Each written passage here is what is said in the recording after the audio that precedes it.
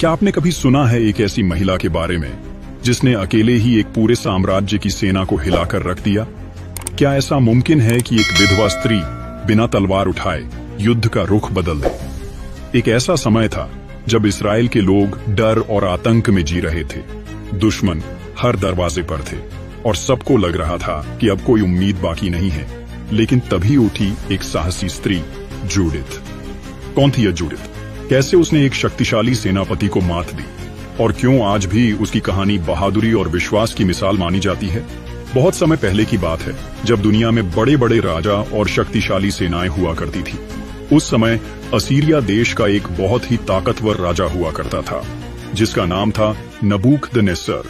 वह इतना घमंडी और शक्तिशाली था कि वह खुद को ही दुनिया का मालिक समझता था।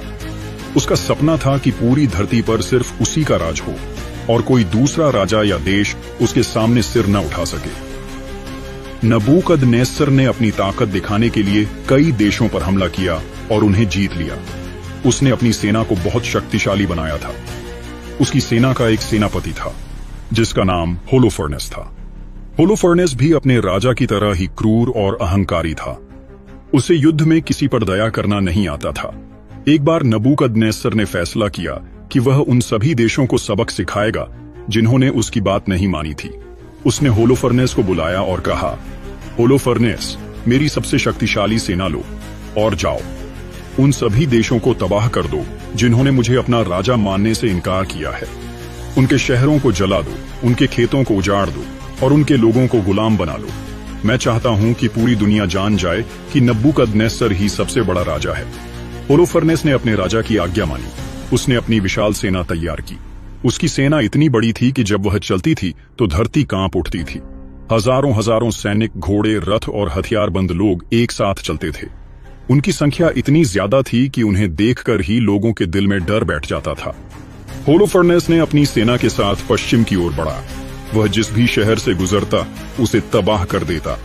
लोग डर के मारे उसके सामने झुक जाते और जो नहीं झुकते उन्हें वह बेरहमी से मार डालता। उसका नाम सुनते ही लोग कांप उठते थे।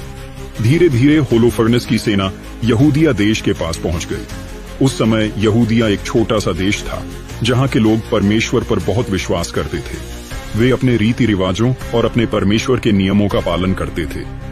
जब यहूदिया के लोगों ने सुना कि होलोफर्नेस की विशाल सेना उनकी ओर आ रही है तो वे बहुत डर गए। उन्हें पता था कि होलोफर्नेस कितना क्रूर है और वह किसी को नहीं बख्शेगा।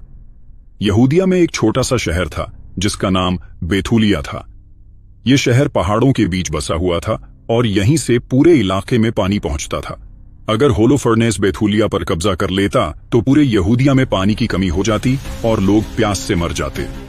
इसलिए बेथूलिया की रक्षा करना बहुत जरूरी था। बेथूलिया के लोग बहुत बहादुर थे, लेकिन उनकी सेना होलोफर्नेस की विशाल सेना के सामने कुछ भी नहीं थी।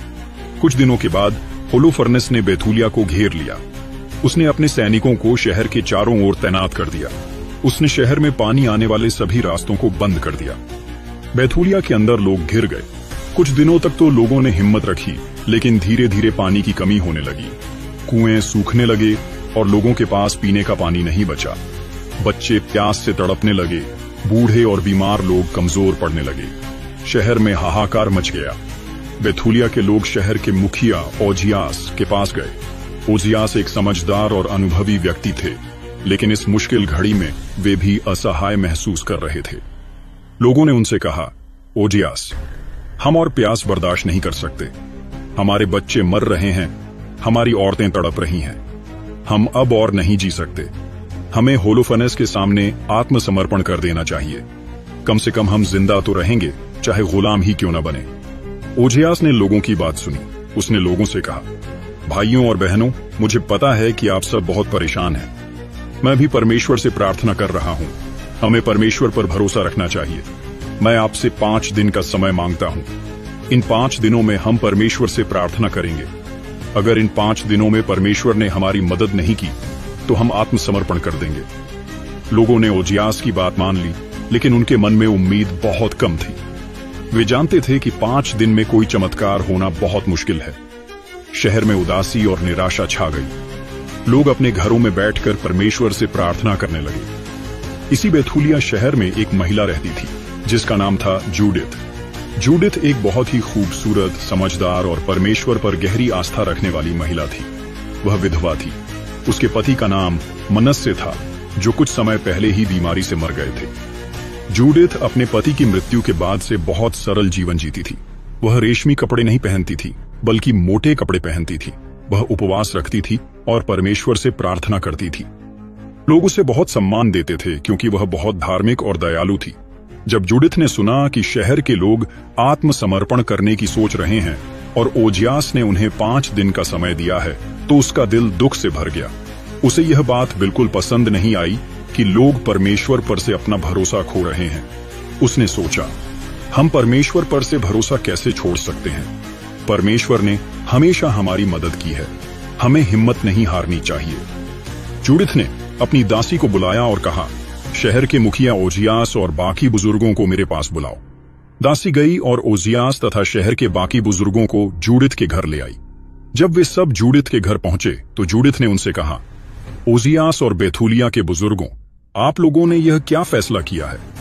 आपने कहा है कि अगर 5 दिनों में परमेश्वर ने हमारी मदद नहीं की तो आप दुश्मनों के सामने आत्मसमर्पण कर देंगे। यह सही नहीं है।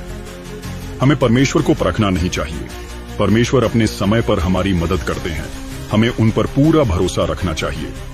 ओजियास ने कहा, जूडिथ, तुम सही कह रही हो, लेकिन लोग बहुत प्यासे हैं। वे अब और बर्दाश्त नहीं कर सकते। हम क्या करें? जूडिथ ने कहा, आप चिंता न करें। मैं परमेश्वर से प्रार्थना करूंगी और परमेश्वर हमें रास्ता दिखाएंगे। मैं आपसे कुछ नहीं कहूंगी कि मैं क्या करने वाली हूं। बस आप मुझ पर भरोसा रखें और परमेश्वर से प्रार्थना करें। जूडिथ की बातों से ओजियास और बाकी बुजुर्ग हैरान रह गए। उन्हें समझ नहीं आया कि जूडिथ क्या करने वाली है, लेकिन उन्हें जूडिथ पर भरोसा था। उन्होंने जूडिथ को आशीर्वाद दिया और अपने घरों को लौट गए। जूडिथ ने अपनी दासी से कहा, अब तुम मेरे साथ तैयार हो जाओ, हमें आज रात शहर से बाहर जाना है। दासी हैरान रह गई। उसने पूछा, मालकिन, आप क्या कह रही हैं? शहर के बाहर तो दुश्मन की सेना है, हम वहां कैसे जा सकते हैं? जूडिथ ने मुस्कुराते हुए कहा, चिंता मत करो, परमेश्वर हमारे साथ हैं, तुम बस मेरी बात मानो। जूडिथ ने अपने मोटे कपड़े उतार दिए। उसने अपने सबसे सुंदर कपड़े पहने जो उसने अपने पति की मृत्यु के बाद से नहीं पहने थे। उसने अपने बालों को सुंदर तरीके से संवारा और अपने चेहरे पर थोड़ा सा तेल लगाया ताकि वह और भी खूबसूरत दिखे। उसने अपने पैरों में सुंदर चप्पलें पहनी और अपने हाथों में कंगन पहने। उसने अपने साथ एक थैला लिया और उसमें कुछ खाने का सामान रखा। उसने अपनी दासी से भी कुछ खाने का सामान रखने को कहा। जब सब तैयार हो गया तो जूडिथ ने अपनी दासी के साथ शहर के फाटक की ओर चलना शुरू किया। रात का समय था, शहर के लोग सो रहे थे।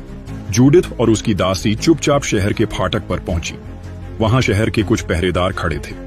जूडिथ ने पहरेदारों से कहा, मुझे और मेरी दासी को शहर से बाहर जाने दो, हमें परमेश्वर के काम के लिए जाना है।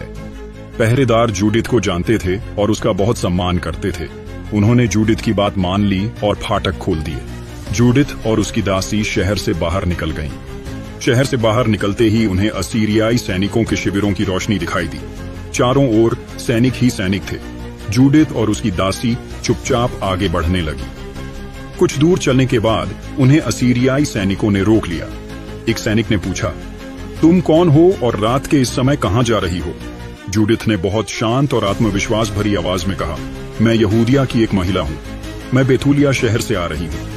मैं सेनापति होलोफर्नेस से मिलना चाहती हूं। मेरे पास उनके लिए एक बहुत जरूरी संदेश है जिससे उन्हें बेथूलिया को जीतने में मदद मिलेगी। सैनिक जूडिथ की खूबसूरती और आत्मविश्वास से प्रभावित हुए। उन्होंने सोचा कि यह महिला जरूर कोई खास बात जानती होगी। उन्होंने जूडिथ और उसकी दासी को अपने कमांडर के पास ले गए। कमांडर ने भी जूडिथ से वही सवाल पूछे। जूडिथ ने फिर वही जवाब दिया। कमांडर ने सोचा कि यह महिला होलोफर्नेस के लिए उपयोगी हो सकती है। उसने जूडिथ और उसकी दासी को होलोफर्नेस के पास ले जाने का फैसला किया। होलोफर्नेस अपने विशाल और शानदार तंबू में बैठा था। उसके चारों ओर उसके अधिकारी और सैनिक थे। जब जूडिथ को उसके सामने लाया गया तो होलोफर्नेस जूडिथ की सुंदरता देखकर हैरान रह गया। उसने पहले कभी इतनी खूबसूरत महिला नहीं देखी थी। होलोफर्नेस ने जूडिथ से पूछा, तुम कौन हो सुंदर स्त्री और यहाँ क्यों आई हो? जूडिथ ने बहुत सम्मान पूर्वक और विनम्रता से कहा, हे मेरे स्वामी, मैं बेथूलिया से आई हूँ। मैं जानती हूँ कि आप बेथूलिया को जीतना चाहते हैं। लेकिन बेथूलिया के लोग आपके परमेश्वर के खिलाफ पाप कर रहे हैं। वे अपने नियमों को तोड़ रहे हैं और परमेश्वर उन्हें दंडित करने वाले हैं। परमेश्वर ने मुझे भेजा है ताकि मैं आपको बता सकूं कि आप कैसे बेथूलिया को बिना किसी नुकसान के जीत सकते हैं। होलोफर्नेस जूडिथ की बातों से बहुत प्रभावित हुआ। उसे लगा कि यह महिला परमेश्वर की ओर से भेजी गई है और वह उसे बेथूलिया को जीतने में मदद करेगी। उसने जूडिथ से कहा, तुम चिंता मत करो, तुम मेरे शिविर में सुरक्षित रहोगी, तुम्हें कोई नुकसान नहीं पहुंचाएगा। तुम मुझे बताओ कि तुम क्या कहना चाहती हो। जूडिथ ने कहा, हे मेरे स्वामी, मैं हर रात अपने परमेश्वर से प्रार्थना करती हूँ। परमेश्वर मुझे रास्ता दिखाते हैं। मैं हर रात शिविर से बाहर जाकर प्रार्थना करूंगी और जब परमेश्वर मुझे बेथूलिया को जीतने का सही समय बताएंगे तो मैं आपको बता दूंगी।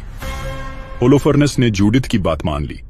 उसने जूडिथ और उसकी दासी को अपने शिविर में एक अच्छा तंबू दिया और उन्हें पूरी सुरक्षा प्रदान की। उसने अपने सैनिकों को आदेश दिया कि कोई भी जूडिथ को परेशान न करे और उसे रात में प्रार्थना के लिए बाहर जाने दे। जूडिथ 3 दिनों तक होलोफर्नेस के शिविर में रही। हर रात वह अपनी दासी के साथ शिविर से बाहर जाती थी। सैनिक उसे देखते थे और सोचते थे कि वह प्रार्थना करने जा रही है।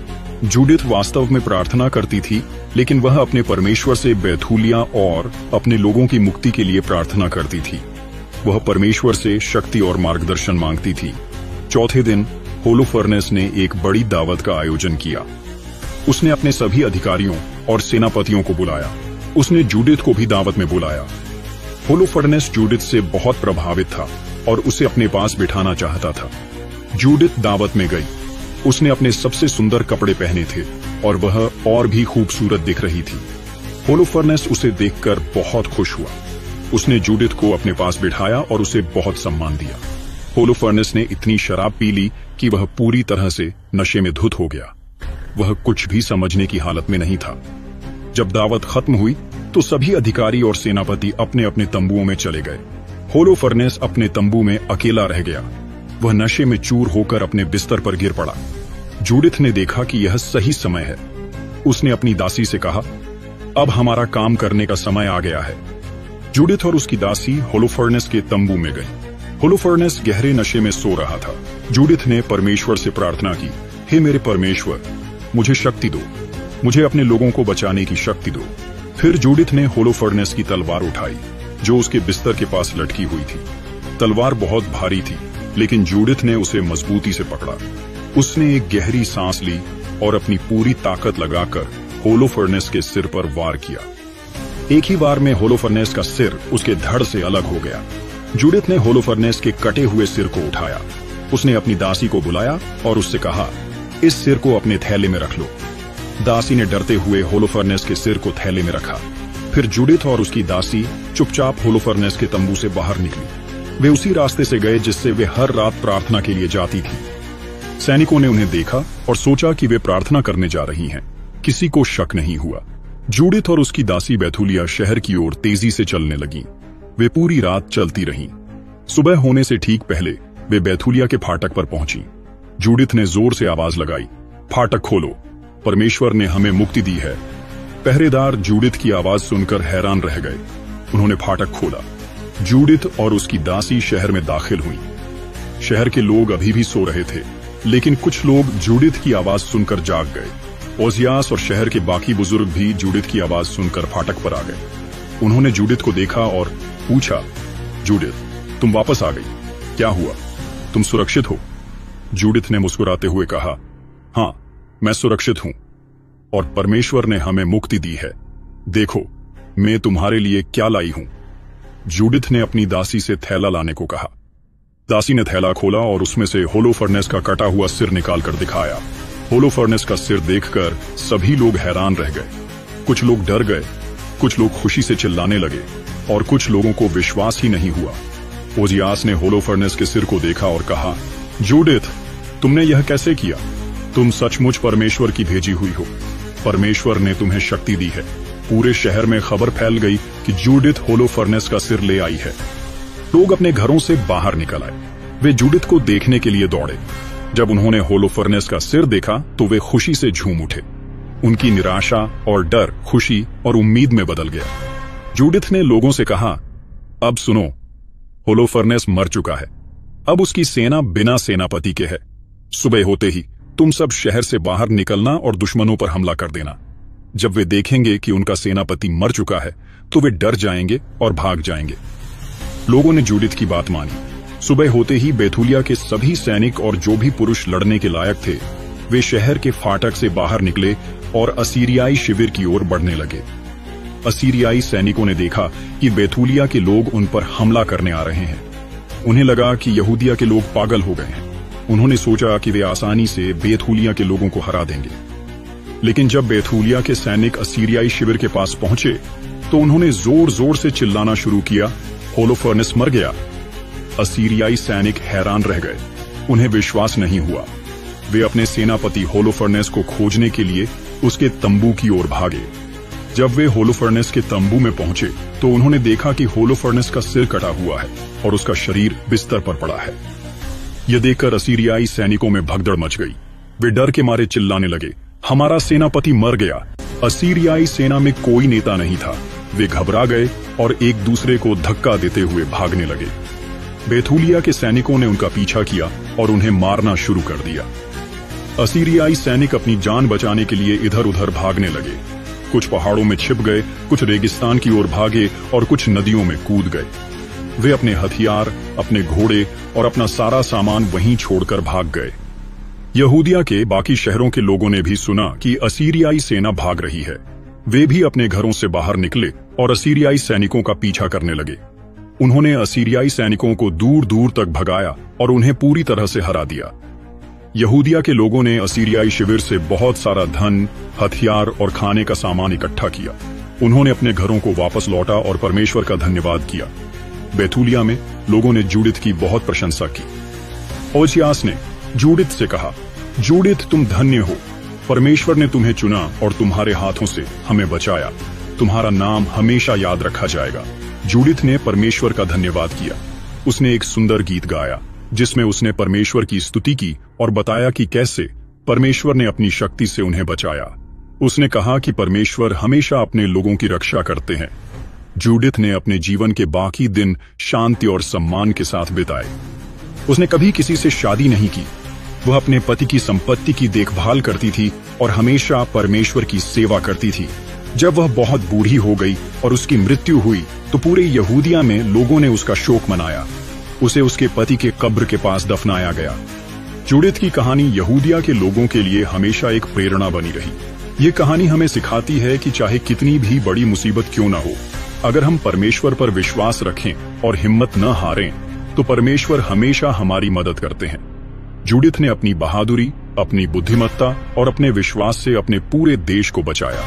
उसकी कहानी हमें यह भी बताती है कि परमेश्वर किसी भी व्यक्ति का उपयोग कर सकते हैं, चाहे वह कितना भी छोटा या कमजोर क्यों न लगे, अगर वह व्यक्ति परमेश्वर पर भरोसा रखता है और उनके नियमों का पालन करता है। जूडिथ का नाम हमेशा साहस, विश्वास और परमेश्वर पर अटूट आस्था का प्रतीक बन गया। उसकी कहानी पीढ़ियों तक सुनाई जाती रही ताकि लोग यह न भूलें कि परमेश्वर की शक्ति कितनी महान है और कैसे एक अकेली महिला ने अपने विश्वास के दम पर एक विशाल सेना को हरा दिया।